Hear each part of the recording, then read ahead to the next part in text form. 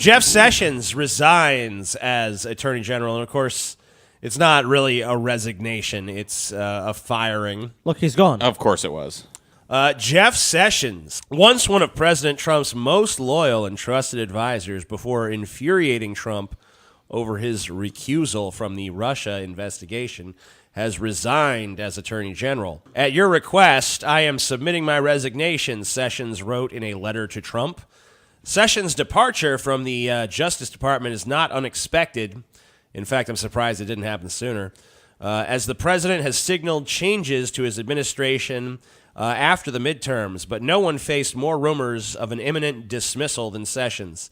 I mean, it goes beyond rumors. A lot of people knew this was this has been coming for a while, and the exact timing of it wasn't known, but we knew it was probably going to be after the midterms, and here it is. I saw a lot of people speculating it was going to be very shortly after the midterms. I'm kind of surprised at just how quickly it was after the midterms. Well, I think that's really the thing to take away from this. It's indicative of how much Trump has done with this. Well, they didn't want that to affect the midterms. Let's talk about pros and cons here for a second. So we don't really know who's going to replace Sessions yet. Not at all. So we don't really know if his replacement is going to be any better on this front, but Sessions is a ridiculous dinosaur on the issue of marijuana legalization. Definitely control the Senate still, so right. I mean, they'll pretty much get whoever they want. Yeah, I mean, there's not going to be much of a roadblock to any Trump appointment. I mean, that's kind of a positive, but there's no shortage of marijuana dinosaurs as candidates for that. So we don't know what we're going to get. We could potentially roll a better set of dice on that, maybe a more libertarian-minded person. Possible. That would be more of a ideal. states' rights guy. Yeah. But the obvious reason why Jeff Sessions is being fired is because of this recusal. So, Trump realizes, hey, the Democrats have taken the House. They now have a subpoena power that they did not have before. So he's going to need powers that he didn't have before, and getting rid of Jeff Sessions and replacing him with someone who's not recused from the investigation, who can control the investigation at his behest, is of course something that Trump is obviously he wants that.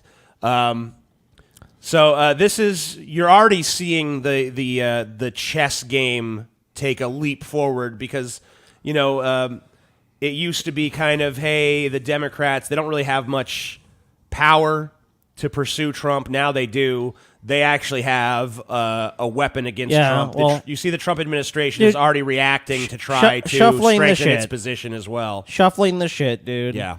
I mean, we move from endless political conflict, endless political cycles, more polarization. If you were watching the election last night, you saw so many states where it's so close, 50-50. It's like someone's winning by 8,000 votes. People are especially Florida.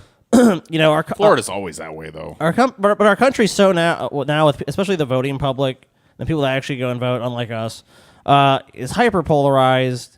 People really the people that vote and the independents they're almost breaking down the middle. So whatever the Democrats do is just going to lead to further scandal, and we're just going to have this endless cycle. And even when Trump is gone, it just continues. There's no focus on issues that are pressing this country. It's just this political theater that we keep constantly having. It's like, oh, we've elected more progressives and liberals, and now they're going to do this. And I'm like, yeah, I'm not saying that we shouldn't investigate Trump, but I mean, at a certain point, it's like, when do we focus on the other issues in our country besides Trump? Like they want to just do that. Then I don't think they're going to maintain any sort of advantage. They need to actually do something. What do you think, Paul? Trump's a symptom of a greater problem. So people that are hyper-focused on defeating Trump in these individual races, they look at it as a referendum on Trump or missing the bigger picture. Trump is a symptom of America's kind of just blithe, ignorant voting pattern and low-information voters and easily manipulable people who just kind of line up to be spoon-fed their opinions at the polls. But it seems like that's all the Democrats have got. No, it's the same thing on both sides. Fuck Trump, fuck Trump, it's fuck Trump, fuck Trump, yeah. And that, you know what, I agree. Fuck Trump, but also fuck the rotten, broken fucking system that allowed somebody like Trump to make it to office in the first place. Exactly. Fuck the gobs of money that were thrown at Trump that allowed him to elevate himself beyond his station and take this position.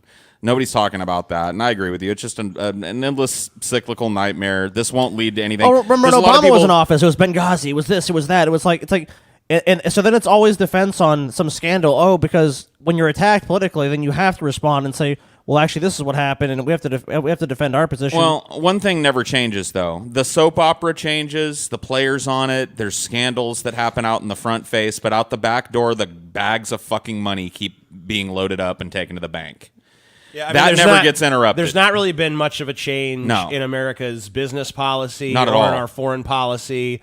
I mean, those things remain pretty fucking steady regardless of which party is in power. It's personality conflict, scandal, And social innuendo, issues. rumor, social issues. That's really what makes up the politics wedge now. issues, yeah. That's what you're going down to vote on. And so, there are some important things sprinkled amongst those.